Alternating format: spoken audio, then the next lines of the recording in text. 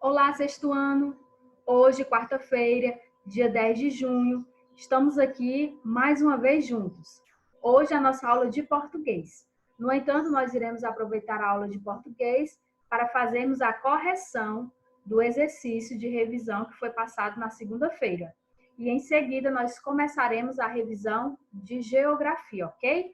Para que assim dê tempo a gente fazer a correção também do exercício de geografia. Beleza? Então, já esteja aí no seu local de estudo, com o seu caderno, o seu lápis e a sua borracha, para que nós possamos dar início à correção de português. Ok? Vamos lá? Primeira questão.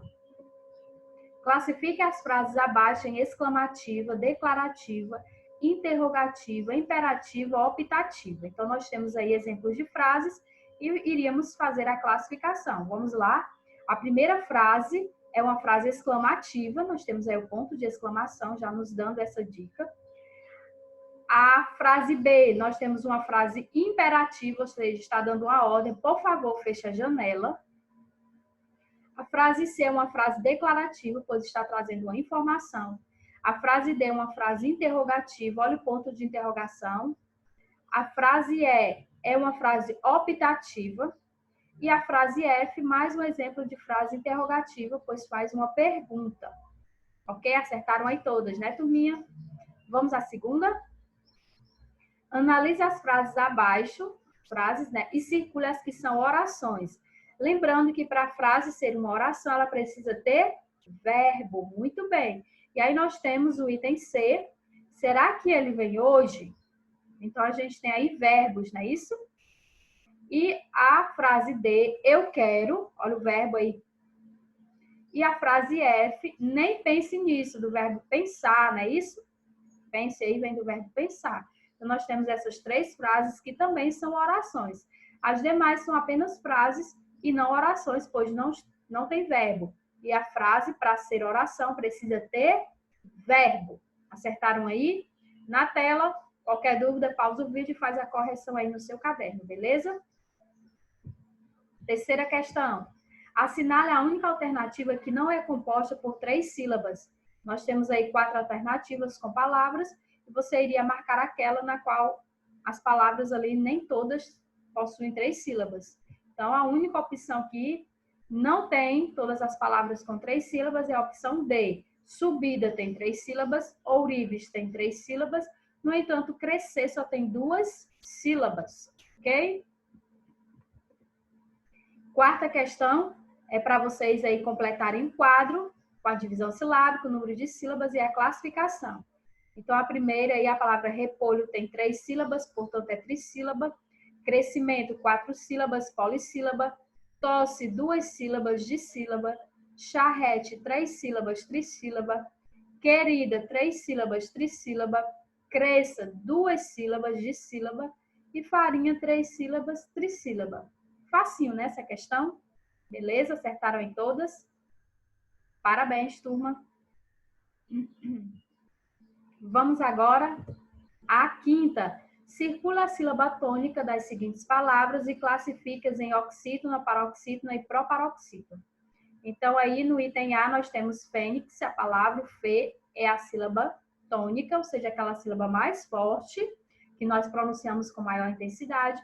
Portanto, é uma palavra paroxítona. Geladeira, o dei, é a sílaba tônica, também é uma palavra paroxítona. Caráter também é uma palavra paroxítona, pois a sílaba tônica é orar. Sozinho, paroxítona. Órfão, paroxítona. Felizmente, paroxítona. Nossa, muitas palavras paroxítonas, não é isso? Agora, no item G, na palavra dinâmico, nós temos a sílaba tônica I, que é o nan, é isso? É proparoxítona. Oração, nós temos o são como a oração, ou como a sílaba tônica, então é oxítona, porque é a última sílaba. E judô também é oxítona, porque a sílaba tônica é a última. Ok? Beleza? Quinta questão, assinale a única alternativa em que todas essas palavras são oxítonas. Então, nós temos aí 4 alternativas e vocês deveriam marcar aquelas em que todas as palavras são oxítonas, ou seja, aquelas em que a sílaba tônica é a última. Então, nós temos aí apenas o item C, onde nós temos as palavras Amapá, o pá é a sílaba tônica, capital, o tal é a sílaba tônica, e urubu, onde o bu é a sílaba tônica. Portanto, todas essas palavras, por terem a última sílaba como sílaba tônica, são classificadas em oxítonos. Sétima questão. Sublinhe os verbos e coloque S se o período for simples e C se o período for composto, ok?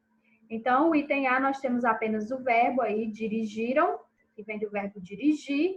Se só tem o verbo, quer dizer que só tem uma oração. Se só tem uma oração, quer dizer que é um período simples, ok? Tomarei este ônibus, pois tenho um compromisso logo mais. Aí nós temos dois verbos, não é isso? Tomarei e o tenho. Se temos dois verbos, quer dizer que temos duas orações, portanto, é um período composto. Sem dúvida, todos voltarão aqui no carnaval. O verbo aí voltarão, só tem um período simples. Os alunos reuniram-se no pátio, discutiram o problema, procuraram o diretor e falaram francamente. Nós temos aí 4 verbos, portanto, período composto. O verdureiro estacionou o velho caminhão, gritou suas frutas e legumes para a manhã ensolarada, dirigiu gracejos inocentes às donas de casa, arrancou-lhes alguma grana e partiu. Então, nós temos aí 5 verbos, portanto, nós temos um período composto, formado de 5 orações, não é isso? Acertou aí todas? Que bom, parabéns, turma. Oitava, classifica as palavras abaixo em monossílaba, dissílaba, trissílaba ou polissílaba. Então, o item A, nós temos uma palavra trissílaba, formada por 3 sílabas, não é isso? B, dissílaba, C, trissílaba, D, dissílaba, E, dissílaba, F, polissílaba, G, monossílaba, pois só tem uma sílaba, né? A palavrinha sol. Ventilador aí é polissílaba. O item I, monossílaba. O item J, trissílaba. O item K, polissílaba. E o item L, monossílaba. Ok? Acertaram aí todas? Que bom, parabéns. Facinho, vamos aí à nona. A nona nós temos aí para vocês transformarem as frases declarativas, ou seja, as frases que estão dando informações, em frases imperativas, aquelas que estão dando uma ordem. Nós temos aí o exemplo, então vamos ao item A. A frase é: Eugênio e Marcelo caminhavam juntos. Aí nós temos o exemplo de uma frase declarativa. Como torná-la imperativa? Eugênio e Marcelo caminhem juntos, dando uma ordem. O item B, Luizinho procurou os fósforos no bolso, tornando ela uma frase imperativa. Luizinho, procura os fósforos no bolso. Item C, meninos olhavam o boi. Aí nós tornando ela agora em uma frase imperativa. Meninos, olhem o boi. Dona Maria comprava doce e salgados. Tornando essa frase imperativa agora. Dona Maria, compre doce e salgados. E o item E, as meninas faziam a lição. Tornando imperativa, meninas, façam a lição. Ok? Também muito fácil. Vamos à última questão? Assinale a única opção em que há um período simples, ou seja, onde nós temos apenas uma oração, consequentemente apenas um verbo. Então, nós temos aí apenas o item E, desculpa, o item C, é isso? Nem item E tem. Apenas o item C. É importante ler o edital do concurso. Nós temos apenas o verbo ler. Então, nós temos aí uma oração. Se só tem uma oração, é um período simples. Correção feita. Com as respostas aí corretas em mãos. Estudem bastante para essa prova de português. Vamos agora à revisão de geografia, ok, turma? Lembrando que nós estamos fazendo hoje para que amanhã nós possamos ter condições de fazer a correção e vocês aí tenham as respostas certinhas para estudar para a prova. Na nossa prova de geografia, nós iremos tratar do assunto orientação e espaço geográfico. Nós temos sim uma videoaula sobre esse assunto. Se você ainda tiver esta aula no seu dispositivo, assista novamente que é interessante. Nós aprendemos algumas formas de orientação, Uma delas foi a orientação pelo Sol, onde nós utilizamos aí os pontos cardeais, não é isso? Norte, Sul, Leste e Oeste. Então, na orientação pelo Sol, você precisa aí saber a direção em que o Sol nasce, que é no leste. Aí você posiciona o seu braço direito ao leste. Consequentemente, né, à sua frente vai estar o norte, atrás vai estar o sul, e no braço esquerdo vai estar o oeste, que é onde o Sol se põe. É a orientação feita pelo Sol, utilizada por muito tempo pelos seres humanos. Aprendemos também a orientação pelo Cruzeiro do Sul, que o Cruzeiro do Sul é uma constelação, não é isso? Formada por 5 estrelas. E aí, a partir da localização do Cruzeiro do Sul, com essas 5 estrelas é possível ali fazer o desenho imaginário de uma cruz. Ao fazer esse desenho imaginário da cruz, você irá prolongar o braço maior da cruz 4 vezes e meia, não é isso? Traçando uma linha imaginária, e aí você vai encontrar o ponto sul, ponto cardeal sul. Então, à sua frente vai estar o sul, atrás vai estar o norte, à direita o oeste, à esquerda o leste. Beleza, turma? Essas foram as orientações que durante muito tempo os povos utilizavam, que era através dos astros. No caso aqui nós apresentamos através do Sol e através da constelação Cruzeiro do Sul. Veja que nessas duas orientações apresentadas, tanto a orientação pelo Sol quanto pela constelação Cruzeiro do Sul, nós estivemos utilizando ali os pontos cardeais, norte, sul, leste e oeste. Estes pontos eles estão também presentes na famosa rosa dos ventos.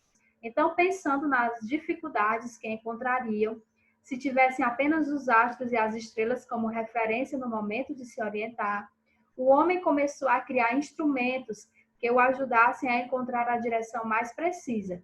É nesse contexto, então, que nós temos a criação da rosa dos ventos. Então, o homem percebeu que apenas a utilização dos astros para a sua orientação não era suficiente, pois poderia em noites, né, escuras não ser possível encontrar a constelação Cruzeiro do Sul, e teria dias também nublados onde o sol pouco apareceria. Então, por conta disso, para ter uma orientação mais precisa, o homem inventou vários instrumentos, entre eles a rosa dos ventos, como vocês podem ver aí na tela, formada pelos pontos cardeais, colaterais e subcolaterais, como já foi apresentado para vocês na aula passada, não foi isso? Nós tivemos uma aula sobre esse assunto. Lembra dos pontos cardeais? Norte, sul, leste e oeste. Então, nós temos aí o N, que representa o norte, o S, o sul, o L, o leste e o oeste. Em seguida, nós temos os pontos colaterais, que são, né, os pontos que são fixados entre os pontos cardeais. Veja aí. O ponto nordeste, ele fica entre o norte e o leste. Veja aí na rosa dos ventos, o NE, tá vendo? Então, o nordeste fica entre o norte e o leste. O noroeste fica entre o norte e o oeste. Pelo nome já ajuda, né? O sudeste fica entre o sul e o leste. E o sudoeste fica entre o sul e o oeste. Beleza? Então, nós temos 4 pontos cardeais e 4 pontos colaterais. Agora, nós vamos apresentar os subcolaterais, que é um pouquinho mais, não é isso? Vamos lá, os pontos subcolaterais, nós temos aí o norte e nordeste, ou seja, que fica entre o norte e o nordeste, não é isso? Está aí na rosa dos ventos, o NNE. O N de norte e o NE de nordeste. Nós temos aí o ENE, que é leste e nordeste. Por que, professor, o leste está sendo representado aí pelo E? Porque, além de ser, né, durante muito tempo, o leste aí, a utilização da nomenclatura aí do símbolo para representar o leste era o E, certo? Nós temos o ESE, que é o leste e sudeste, estão localizando aí na rosa dos ventos. O SSE, que é o sul-sudeste. O NNO, que é o norte e noroeste, o ONO, oeste e noroeste, o OSO, oeste e sudoeste, e o SSO, sul-sudoeste. Esses são os pontos subcolaterais. É importante vocês estudarem esses pontos, verem a localização deles na rosa dos ventos, pois isso irá ajudar muito no momento da avaliação, ok? Então, aí, esses pontos, eles formam a rosa dos ventos, que é mostrada, né, na bússola, em alguns instrumentos de localização. Agora, veja, nós apresentamos orientação pelo Sol e pela constelação Cruzeiro do Sul, ou seja, orientações baseadas nos astros. Agora, com a invenção da rosa dos ventos, nós vamos ter o homem inventando outros instrumentos também, entre eles a bússola, e na bússola a gente tem a figura da rosa dos ventos. As bússolas, elas podem ser bússolas magnéticas e bússolas solares. No caso, atualmente, as mais utilizadas, com certeza, são as bússolas magnéticas, que surgiram um pouquinho depois das bússolas solares, ok? Então, inicialmente, nós tínhamos as bússolas solares. Com o desenvolvimento da ciência e da tecnologia, a gente vai ter as bússolas magnéticas, que são as mais utilizadas atualmente.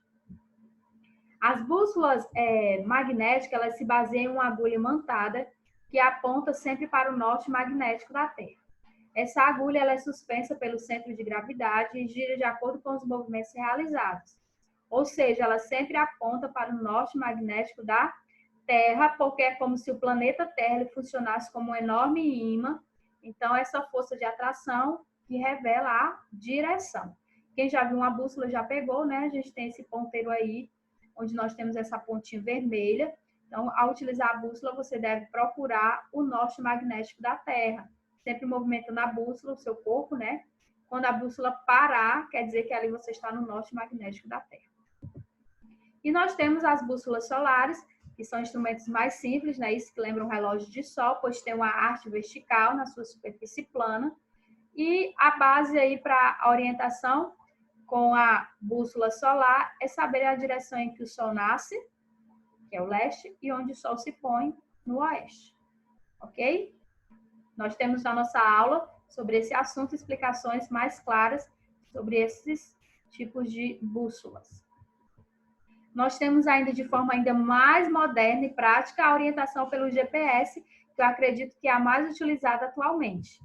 Então, nós temos o Sistema de Posicionamento Global, mais conhecido pela sigla GPS, que na verdade é um sistema de navegação por satélite, né, utilizado em um receptor móvel, onde a gente pode ali localizar a posição, né, horário, as condições atmosféricas em qualquer momento, em qualquer lugar da Terra.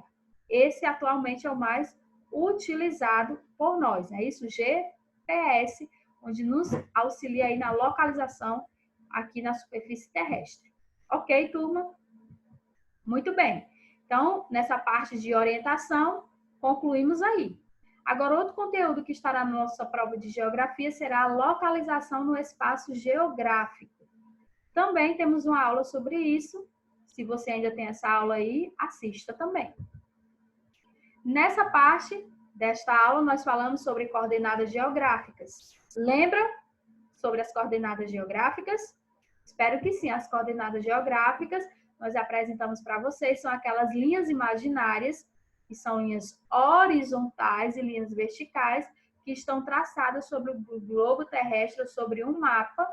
E o objetivo das coordenadas geográficas é nos ajudar a localizar qualquer elemento na superfície terrestre. Então, veja, nós temos aí, então, esse sistema de coordenadas geográficas, que são essas linhas, obviamente, imaginárias. Ninguém riscou linhas, né, no globo terrestre. No entanto, nós temos as linhas horizontais e as linhas verticais, formando aí as coordenadas geográficas.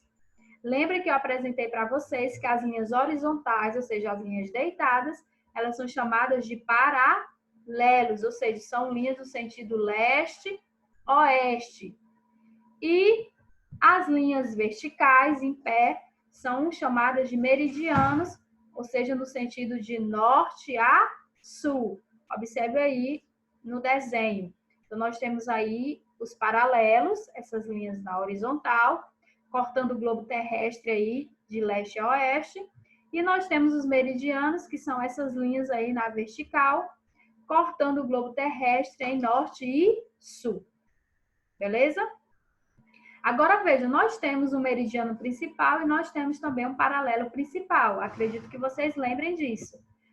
o principal paralelo é a linha do Equador, ou seja, que divide, né, o nosso globo terrestre em hemisfério norte e hemisfério sul, não é isso? Ok, turma? Então, o principal paralelo é a linha do Equador. E nós temos também o principal meridiano, que é o meridiano de Greenwich, no qual ele vai dividir aí o globo terrestre também em dois hemisférios, agora no caso leste e oeste. Ok, turma? Dentre os muitos meridianos e dentre os muitos paralelos, nós temos os mais importantes, não é isso? O paralelo mais importante, linha do Equador, dividindo o globo terrestre em hemisfério sul e hemisfério norte. E o meridiano mais importante, o meridiano de Greenwich, dividindo o globo terrestre também em dois hemisférios, hemisfério leste e hemisfério oeste. Beleza? Agora veja, nós também, nesse momento de localização, ao utilizar as coordenadas geográficas, nós precisamos fazer uso da latitude e da longitude, que são essas medidas em graus, ok? As medidas em graus das coordenadas geográficas, nós temos aí a latitude e a longitude. Vamos relembrar cada uma delas?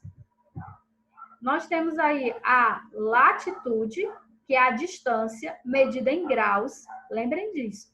Latitude é a distância medida em graus de um lugar qualquer da superfície terrestre até a linha do Equador, ou seja, variando de 0 grau até 90 graus em direção norte ou sul. Então, a latitude, que é medida em graus, ela utiliza os paralelos, ok? Que são as linhas na horizontal, as linhas deitadas, partindo do principal paralelo, que é a linha do Equador. Então, veja aí no exemplo, nós temos a linha do Equador, que é o principal paralelo.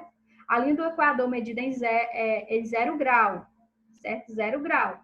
Então, da linha do Equador em direção ao norte, nós podemos ir até 90 graus. E da linha do Equador ao Polo Sul, nós também podemos ir até 90 graus, no caso negativo. Ok? Beleza? Agora vamos ver a longitude. A longitude também é medida em graus. No entanto, agora ela utiliza os meridianos, ou seja, partindo do principal meridiano, que é o meridiano de Greenwich, que vai variar de 90 a 180 graus a leste ou a oeste. Observe aí no exemplo, nós temos o meridiano de Greenwich, que é 0 grau. Indo em direção a leste, nós podemos ir de 0 grau a 180 graus. E a oeste, de 0 grau a 180 graus negativos. Essa é a longitude, ok? A latitude utiliza o paralelo, partindo da linha do Equador, indo de 0 grau a 90, tanto a norte quanto a sul. E a longitude, também medida em graus, no entanto, partindo do meridiano de Greenwich, não é isso? Indo de 0 grau a 180 graus a leste, da mesma forma, de 0 grau a 180 graus a oeste. Beleza? Que bom. Nós também apresentamos a temática da altitude, que a altitude é uma terceira coordenada geográfica, certo? Nós temos aí a longitude e a latitude, e em seguida nós temos a altitude. A altitude, diferente da longitude e da latitude, ela corresponde à distância em metros. A latitude e a longitude é a distância medida em graus, e a altitude é medida em metros na vertical, tendo como aí base o nível do mar, certo? Então, dependendo da posição do lugar, em relação ao nível do mar, a altitude ela pode ser positiva, se o lugar se encontrar acima do mar, e pode ser negativo se encontrar abaixo do nível do mar. Aí nós temos o exemplo, não é isso? Nós temos aí o nível médio das águas do mar. Lá no ponto A, na montanha, né, nós temos uma altitude positiva, porque está acima do nível do mar. O ponto B, nós temos uma altitude negativa, porque está abaixo do nível do mar. E o item C, nós não temos aí altitude, nós temos profundidade do mar. Então, não tem nada a ver com altitude. Então, lembre-se que quanto maior a altitude, menor será a temperatura do local. Ou seja, quanto mais alto, a altitude positiva aí no ponto A, quer dizer que lá em cima é mais frio, a temperatura. E quanto menor a altitude, maior a temperatura. Ou seja, na altitude negativa, a gente vai ter uma temperatura maior. Beleza? Que bom. Agora, veja, nós também apresentamos as zonas climáticas, que foi uma maneira que o ser humano encontrou de localizar e classificar esses climas aqui no nosso globo terrestre. E eu apresentei para vocês as 5 zonas climáticas da Terra. Nós temos aí. Por que são 5? Porque nós temos 2 zonas polares, 2 zonas temperadas e uma zona tropical. A característica das zonas polares é que são aquelas que apresentam as temperaturas mais baixas do planeta, ou seja, as mais frias. Por que elas são mais frias? Porque nós aprendemos que elas recebem menos intensidade dos raios solares, portanto, são regiões bastante frias. As zonas temperadas são aquelas regiões onde nós temos ali de forma bem clara as 4 estações do ano que vocês já sabem, não é isso? Primavera, outono, inverno e verão. Então, na zona temperada, nós vamos ter aí de forma bem clara essas 4 estações do ano. E na zona tropical, aquela zona próxima à linha do Equador, portanto, é a zona que recebe a maior quantidade de raios solares. Então, é uma zona aí bastante quente. Ok, turma? Beleza? Que bom! Então, veja, esses serão os 2 assuntos trabalhados em nossa prova de geografia. Para isso, como eu havia falado, eu preparei também uma revisão, uma atividade de revisão que é importante, auxilia no momento do estudo, da absorção do conteúdo, ok? Então, veja aí o exercício de revisão. Nós temos a questão 1, que você vai dar as características das zonas climáticas. Nós temos a questão 2, que você vai definir, vai me dizer o que é coordenada geográfica, o que é paralelo, meridiano, latitude, longitude e altitude. E a terceira questão sobre a bússola, algumas perguntinhas aí, ok? Copiem esse exercício na disciplina, na matéria de geografia e respondam. As respostas você pode procurar tanto aqui na nossa videoaula, quanto no livro didático de vocês, ok? Nós temos aí a 4ª questão, que é para vocês completarem com os pontos colaterais. A 5ª é para vocês preencherem a rosa dos ventos, utilizando apenas pontos cardeais e colaterais. E a 6ª, algumas perguntinhas aí, de forma geral, né? Sobre os pontos subcolaterais, sobre constelação, sobre paralelo, sobre meridiano. Copiar e responder, beleza? Para vocês terem aí mais um auxílio no momento do estudo. Certo? 6 questõezinhas apenas a revisão de geografia. Por favor, hein? Vamos fazer. Então, qual é o assunto da prova? O nosso roteiro aí será o capítulo 2, Orientação e Espaço Geográfico, que eu apresentei aqui. Está das páginas 14 a 17. E também o capítulo 3, Localização no Espaço Geográfico, das páginas 23 a 26. Façam um exercício, pesquise aí no livro didático, façam a leitura do conteúdo, porque tudo isso vai ajudar vocês a compreenderem e fixarem ainda mais o assunto trabalhado. Ok, turma? Não deixem de estudar. A nossa, então, revisão de geografia vai ficando por aqui.